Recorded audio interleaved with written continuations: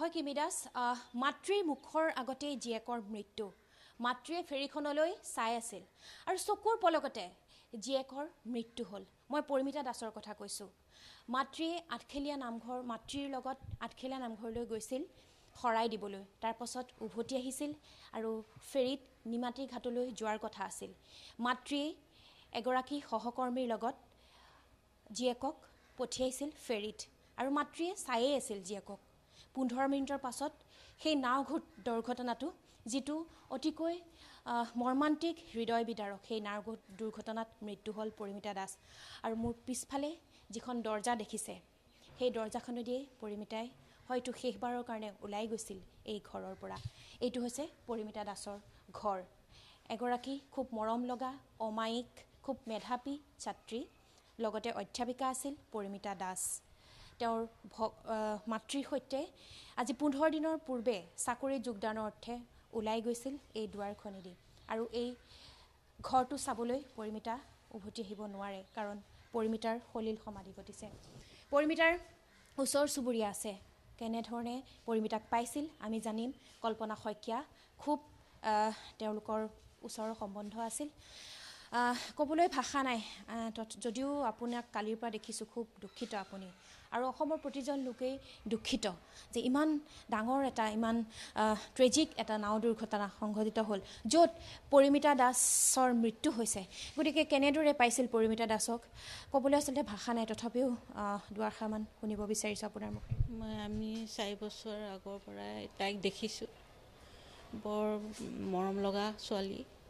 পঢ়াই শুনাই তাই ভদ্ৰ নম্ৰ আমি পোৱালৈকে হতে ভালে বহুত ভাল ছোৱালী মানে তাইক মানে আমাৰ একো ক'বলৈ ভাষা নাই মানে দেখা যাওঁতে কিমান দিনৰ পূৰ্বে ওলাই গৈছিল আৰু আপোনাক হয়তো মাত দিয়ে গৈছে আহোঁতে যাওঁতেনে তাই মাতি যায় হেৰি বৰমাকে চিঞৰিয়ে যায় বৰমা ভাল বৰমা কি কৰিছে এনেকৈ কৈ যায় তাই যোৱা দিনা মই লগ পোৱা নাছিলোঁ দেউতাকক মই সুধিছোঁ মাইনা গ'ল নে কি জইন কৰিবলৈ দেউতাক কৈছে যে গ'ল তাই মাক গৈছে লগত মাকে থ'বলৈ গৈছে তাইক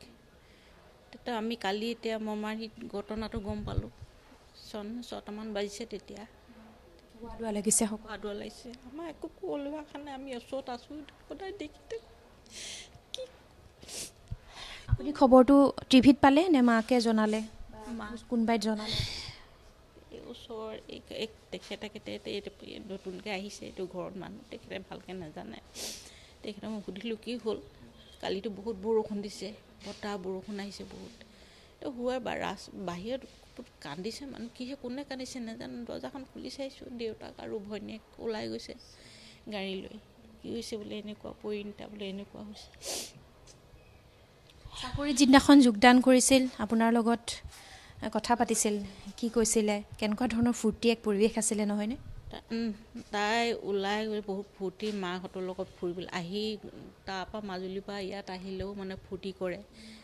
বাহিৰলৈ ওলাই যায় মাক দেউতাকৰ লগত আমি যোৱা কেই তাৰিখমান 8 তাৰিখ মানে আমি বাহিৰলৈ ওলাই গৈছোঁ আমি গৈছোঁ সিহঁতো গৈছে ফূৰ্তি মানে সিহঁতে বাহিৰত গৈছে ক'ৰবাত মাকৰ লগত ফুৰিবলৈ দেউতাকহঁতো গৈছে দেউতাকে কৈছে লগ পাইছিলোঁ দেউতাকে কৈছে হেৰি আপোনালোকক ক'ৰবাত যায় নিম আমি বোলো আমি যাওঁ আমি ফুৰিম কিমান সোমাই থাকিম ঘৰত তাইও তেতিয়া ওলাই গৈ আমাৰ বাৰান্দা কিনাৰত ৰখি আছে তেতিয়া আমি কথা হোৱা নাই তথাপি তাইক দেখিছোঁ আমি গাড়ীত উঠোঁ তেহেঁতো উঠিবলৈ লৈছে আৰু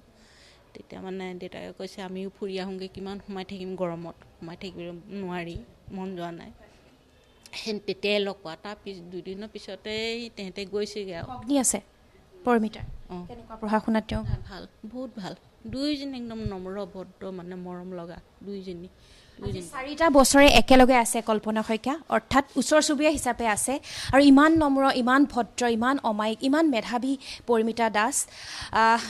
ইয়াতে তেওঁ পঢ়া শুনা কৰিছিল কটন বিশ্ববিদ্যালয়ত পঢ়িছিল তাৰপাছত